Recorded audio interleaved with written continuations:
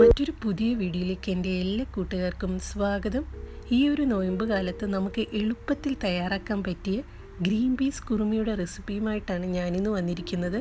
ഈ ഒരു കുറുമ എങ്ങനെ തയ്യാറാക്കാമെന്ന് കണ്ടു നോക്കാം. ഇവിടെ ഞാൻ 400 ഗ്രാം ഫ്രോസൺ ഗ്രീൻ പീസ് ആണ് എടുത്തിട്ടുള്ളത്. ഇനി നിങ്ങളുടെ കയ്യിൽ സാദാ ഗ്രീൻ പീസ് ആണെങ്കിൽ അത് തലേദിവസം വെള്ളത്തിൽ കുതിർത്ത് ഒരു 3 വിസിൽ വന്നതിന് ശേഷം മാത്രം തയ്യാറാക്കാവുന്നതാണ്. പിന്നെ നമുക്ക് വേണ്ടത് ഒരു മീഡിയം സൈസ് സവാളയാണ്. അത് സ്ലൈസായി അരിഞ്ഞതും പിന്നെ 2 പച്ചമുളക് കട്ട് ചെയ്തതും എടുക്കാം. അരപ്പിനായി 1 കപ്പ് തേങ്ങയും 1 ടീസ്പൂൺ ഫെനൽ സീഡും കുറച്ച് കുരുമുളകും വേണം. പിന്നെ നമുക്ക് വേണ്ടത് 2 ടീസ്പൂൺ ജിഞ്ചർ ഗാർലിക് ചോപ്പ് ചെയ്തതുമാണ്. കുറുമ തയ്യാറാക്കുന്നതിനായി ഒരു പാത്രം വെച്ച് അതിലേക്ക് എണ്ണ ഒഴിച്ചു കൊടുക്കാം. എണ്ണ ചൂടാവുമ്പോൾ കുറച്ച് കടുകിട്ട് പൊട്ടിച്ച് അതിലേക്ക് ചോപ്പ് ചെയ്ത ജിഞ്ചർ ഗാർലിക് പച്ചമുളകും കൂടി ചേർത്ത് നന്നായി ഇളക്കാം. ഇത് നന്നായി ചുമന്ന് വന്നതിന് ശേഷം നമുക്ക് അരിഞ്ഞു വെച്ച സവാളയും കൂടി ചേർത്ത് നന്നായി ഇളക്കാം.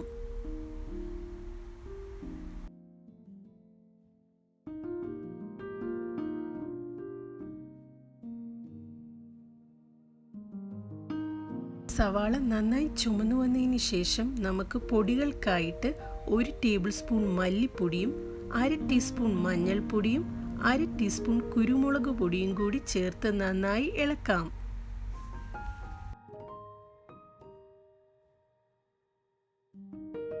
പൊടികളുടെ പച്ചമണം മാറും വരെ നമുക്കിതൊന്ന് നന്നായി ഇളക്കി കൊടുക്കാം.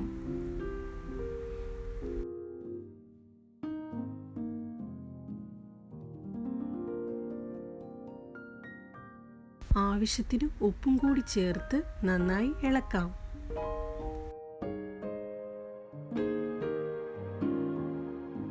ഈ ഒരു സമയം കൊണ്ട് മാറ്റിവെച്ച ഗ്രീൻ പീസ് കൂടി ചേർത്ത് ഇളക്കി കൊടുക്കാം.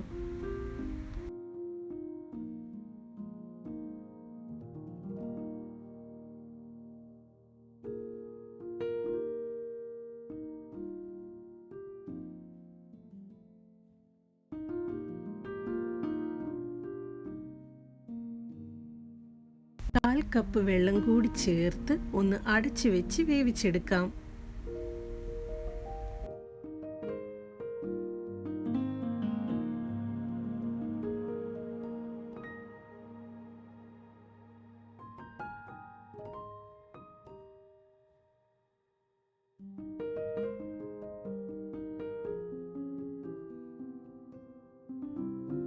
കുറുമയ്ക്ക് ആവശ്യമായ അരപ്പ് തയ്യാറായിട്ടുണ്ട്. ഇത് നമുക്ക് ഗ്രീൻ പീസിലേക്ക് ചേർത്ത് കൊടുക്കാം.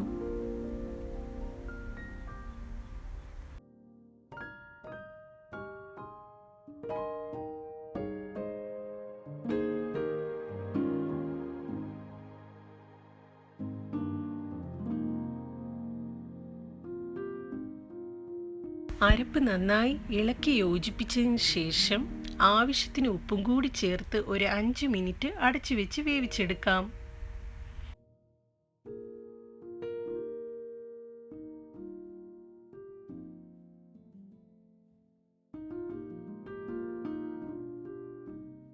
നമ്മുടെ കുറുമ ഇവിടെ നന്നായി തിളച്ചു വന്നിട്ടുണ്ട്. ഈ ഒരു സമയം കൊണ്ട് ഫ്ലെയിം ഓഫ് ചെയ്ത് ഒരു സെർവിങ് ബൗളിലേക്ക് മാറ്റാവുന്നതാണ്.